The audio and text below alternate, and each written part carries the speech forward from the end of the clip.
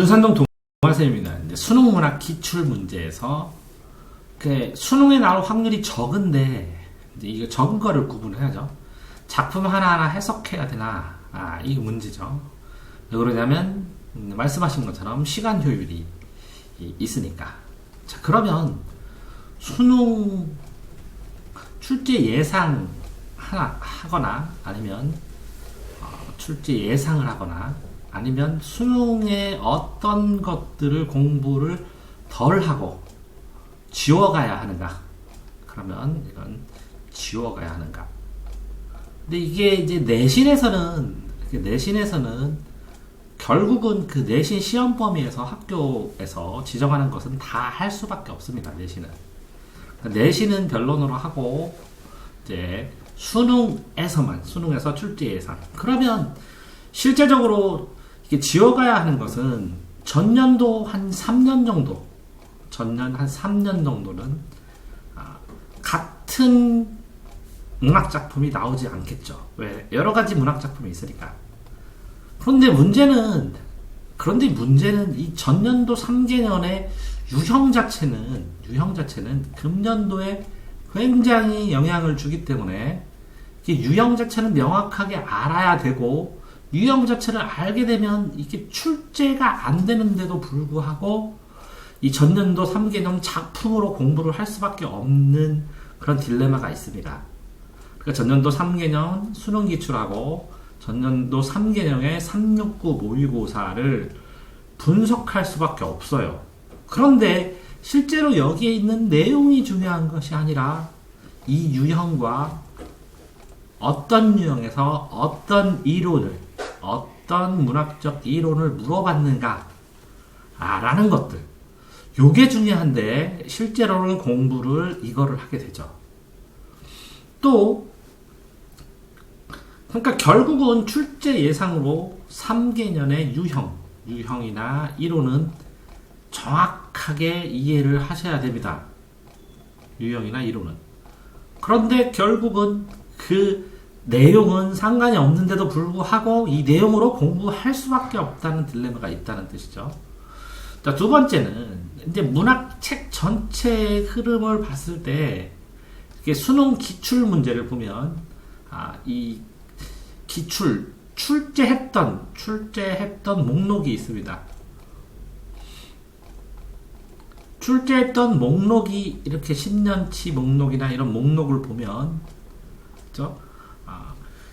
그러니까 이게 최근에 출제되었기 때문에 다시는 안 나올 것 같다. 라는 걸 잡아야 되는데 이게 이제 맞추기가 쉽지는 않겠죠. 그런데 출제 목록에서 먼 거, 아주 좀 오래죠. 3개년 이전에 출제된 것 중에서 주요한 게 있어요. 교과서에서 공통 교과서에서 꼭 나온 거. 꼭 모든 교과서에서 나오는 작품들은 이게 선택지에 나오거나 아니면 다시 출제될 가능성도 있다. 왜? 모든 게 다 출제돼 버렸으니까, 내용이. 그러니까 이전 중에서 필수적인 작품, 모든 교과서에 나오는 작품은 또 나올 가능성이 있다. 3년 이전에 출제된 것이더라도. 그런데 이제 목록을 보면 이렇게 자주 출제되어서 꼭 출제될 것 같은데 너무 자주 출제돼서 빼야 될 만한 것도 있죠. 그 다음에 여기는 수특수안에 나온 거는 이게 연계를 할 수밖에 없으니까 수특수안에 나온 문제는 출제 가능성이 굉장히 높으니까 이거는 내용 중심으로 완벽하게 해야겠죠. 그런데 그런 상황에서 여기에 그러면 3년치가 이상, 3년이 지난 건데 이게 다시 출제될 가능성이 적은데, 몇 번 출제되고 다시 출제될 가능성이 적은 건데 내용을 그렇게 꼬박꼬박 해야 되느냐? 그 기출 문제를 3년 이상을 하면 할 수밖에 없게 되죠. 기출 문제를 풀면. 그러니까 이 내용을 할 수밖에 없다선 치더라도 이 내용이 중요한 거 아니라 나중에는 이 내용을 어떤 식으로 물어보고 어떤 이론이나 어떤 교육과정을 물어보는가, 무엇을 확인하기 위해서, 어떤 이론을 확인하기 위해서 그걸 어떤 방식으로 맞출 것일까를 생각을 하고 공부를 해야 되는데, 이 내용에 현착하게 되면, 매달리게 되면 그게 안 되죠. 그러니까 수능 작품이 나올 확률이 적은 거는 적게 할 수밖에 없습니다. 하나하나 해석하는 거는 쭉 훑어보고 빠르게 훑어보고, 이거를 스스로의 힘으로, 이거 해석을 보지 않더라도 스스로의 힘으로 해결될 수 있는 능력이 성장되는 길을 기다릴 수밖에 없겠죠. 시간의 효율을 위해서. 그러니까 결국에는 이 문학에서 문학 작품을 할 때 1순위는 3개년의 유형과 이론일 수밖에 없어요. 그러니까 실제적으로 문학을 풀 때 문학에 출제되는 유형의 가지수나, 그 다음에 이 문학에 나와서 이 유형에 나오는 이론들이 뭔지를 확인하는 게 첫 번째 단계의 공부고, 두 번째 단계는 수특수환의 작품을 중심으로 할 수밖에 없어요. 수특수환의 작품을 중심으로 하고, 그 작품을 퍼펙트하게 내용을 중심으로 할 수밖에 없고, 세 번째는, 그런데 예를 들어서 누구 시인의 100주년이다 그러면 몇 주년이다 기념 행사를 한다 하는 것처럼, 문학사의 사건, 문학사의 시사적인 일로, 문학사의 시사적인 일이 있으면 출제 가능성도 있겠죠. 문학사에서 누구 시인 100주년이다 이런 것들도 있고 하는 것처럼, 출제의 이유가 있을 때는 출제될 가능성도 있겠죠. 그 다음에 이제 네 번째는, 이게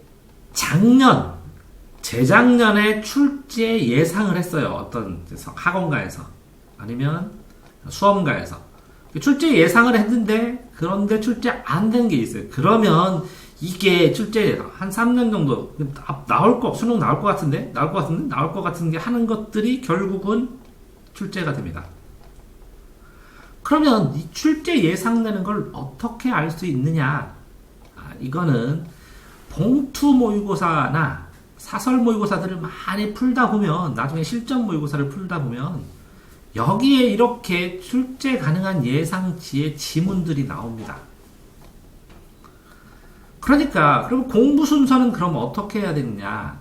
이런 상황으로 문학을 되어 있을 때, 그러면 기출문제를 풀 수밖에 없습니다. 그럼 기출문제는 내용도 중요하지만 그 유형 파악과 그 배경이 되는 이론을 해설해서 정독해서 추출하고, 이런 문제를 어떻게 접근하고 풀고 그 다음에 해결해야 될 것인가를 연구하는 게 첫 번째 단계고, 그 다음에는 이런 추출된 능력을 가지고 수능 특강의 내용을 심화해서 공부를 해야 되며, 그런 상황에서 이 문학사와 출제 이유는 잘 모르더라도 이렇게 봉투 모의고사나 실전 모의고사를 통해서 예상되는 지문을 보고 대비를 할 수밖에 없습니다.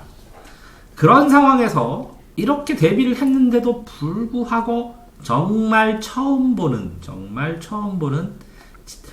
예를 들어서 소설이나 아니면 그 수필이나 이런 것들이 나오는 게 문학 장르예요. 이럴 때는 문제를 접근하고 푸는 기본 능력이 있으면, 이 내용을 몰라서, 정말 예상하지 못하는 것은 이 내용을 몰라서 풀지 못했다라는 소리가 안 나오도록 이 문제 유형이나 이런 상태를 풀 수 있는 상태로 제공을 해줍니다. 다만 시간이 이렇게 정말 내용을 처음 보는 내용이 나오면 시간 소모가 많이 들 뿐이에요. 그러니까 결국에는 이 시간 소모가 많은 것들을 이 수특과 수완의 내용을 철저히 심화를 하면서 시간을 단축시킬 수 있는 연습을 할 수밖에 없습니다. 자, 결국은 일반적인 공부 방법에 의해서 수능 기출하고 수특 수완하고 봉투 모의고사 풀고 이런 방식으로 풀 수밖에 없는데 어쨌든 이런 문학의 갈래별 특성으로 이론을 적용하는 문제풀이 방식이 명확하게 잡혀야 문학 공부가 가능하고 문학 대비가 가능한 것이기 때문에 이렇게 작품 하나하나가 아니라 이 작품 하나하나를 관통하는 문제를 접근하고 이해하고 어떤 교육과정의 이론을 묻기 위해서 이걸 풀고 이런 문제 유형은 개별적으로 이런 거는 어떤 식으로 푸는지를 명확하게 확정시켜 놔야 문학에서의 시간 소모를 줄일 수가 있습니다. 둔산동 동화쌤입니다.